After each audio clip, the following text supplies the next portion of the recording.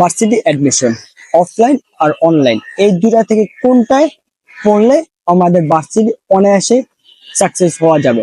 তো দেখো ভাইয়া, ভার্সিটি অ্যাডমিশনটা এমন হলো, এটা সবকিছু তোমার উপর ডিপেন্ড করে। তুমি কোথায় পড়ে তৃপ্তি পাচ্ছ, কোথা থেকে পড়া বুঝতে পারছো, এটা সবকিছু তোমার উপর ডিপেন্ড করে। বাট তবে কিছু কিছু ক্ষেত্রে এটা কিছুটা হলো ভিন্ন। তুমি চাইলে অনলাইনেও পড়তে পারো, অফলাইনেও পড়তে পারো। তবে ভাইয়া কিছু সুবিধা বলি, দেখো অনলাইনে পড়লে একটা সুবিধা কি, তুমি এখানে যে ক্লাসগুলো দেখতে পাচ্ছ এগুলো তুমি পরবর্তীতে আবার রিপিট করে দেখতে পারবে। তোমার যেটা তুমি বুঝতে পারো না সেটা তুমি দেখে আবার ক্লিয়ার করতে পারবে।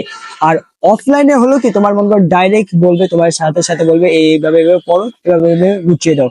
কিন্তু এই একটা জিনিস মাথায় রাখবা, যারা আমরা বাসে অ্যাডমিশনের জন্য প্রস্তুতি নিই বা যুদ্ধে নামি, এই ক্ষেত্রে তোমাদের ছোট ছোট ভুলগুলো অনেক ইফেক্টিভ হবে, যার কারণে এইসব ভুল করা যাবে। কিন্তু একটা জিনিস সবসময় খেয়াল রাখো, যাই করো না কেন পড়া একেবারে বুঝার চেষ্টা করবে, এবং বুঝার পর এমন কিছু একটু চিন্তা ভাবনা করবে যার কারণে তোমার ভবিষ্যতে মানে তুমি একটু কিছু বাড়তি ভাবতে পারো, অগ্রিম চিন্তা ভাবনা করতে পারো।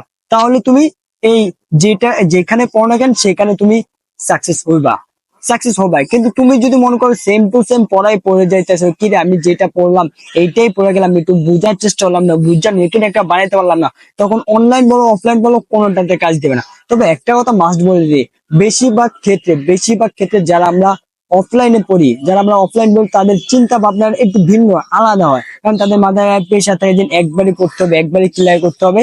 তখন তাদের হয় কি, পরিশ্রমটা বেশি হয়ে যায়, কষ্টটা বেশি হয়ে যায়। তাই তোমরা যারা টেকনিকে থাকতে পারবে এবং টেকনিকে পড়ালেখা করতে পারবে, তাদের জন্য অনলাইনও বেস্ট হবে, অফলাইনও বেস্ট হবে। বাট তবে একটা কথা শিওর, পড়তে হবে তোমার। তুমি যত টেকনিক খাটিয়ে পড়তে পারো, যত নতুন কিছু তুমি আবিষ্কার করতে পারো, যত নতুন শর্ট শর্ট টেকনিক অ্যান্সার করতে পারো, তাহলে তুমি সাকসেস হতে পারবা। এই অনলাইন বলো অফলাইন বলো এগুলো কিছু না, সবকিছু হলো তোমার। কিন্তু এরা জাস্ট একটু সাজেস্ট করবে, ভাই এভাবে এভাবে পড়ো, এভাবে পড়ো, এটা বলবে।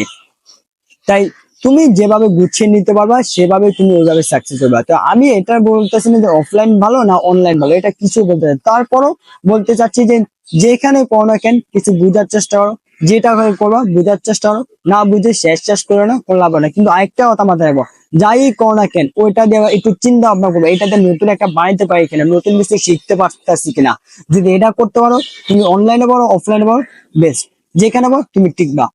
আর একটা কথা, যার কাছে পড়ো না কেন যে কোনো একজন লেকচার কথা বলবে না। যেমন ধর্ম বড় ভাই ছোট ভাই জিনিয়ার যাই হোক, 14 জনের কথা না শুনে যুদ্ধের জন্য একজন, সাকসেস হলো একজন, ফেল হলো একজন, 3-4 জনের কথা শোনার পরে পরে মাথাটা আউট হয়ে যায়, এই দিক দিয়ে এমনি কয়, এদিক দিয়ে এমনি কয়, ওদিক দিয়ে এমন কয়, তখন আমার রোড ম্যাপটা চেঞ্জ হয়ে যায়। তাই ভার্সিটি অ্যাডমিশনে যত যাক রোড ম্যাপ চেঞ্জ করা যাবে না, যত যাক হয় পাস করো বা সাকসেস হও, একজনের কথা শুনতে হবে। তাই এমন একটা ডিসাইড কর যেখানে তুমি নিজে গুছিয়ে নিতে পারতেছো, নিচে গুছিয়ে নিয়ে নিজে কিছু শিখতে পারতেছো, কিছু করতে পারতেছো।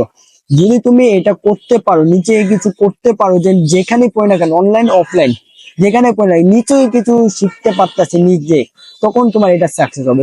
এছাড়া তোমার জীবনে এটা সাকসেস হবে না।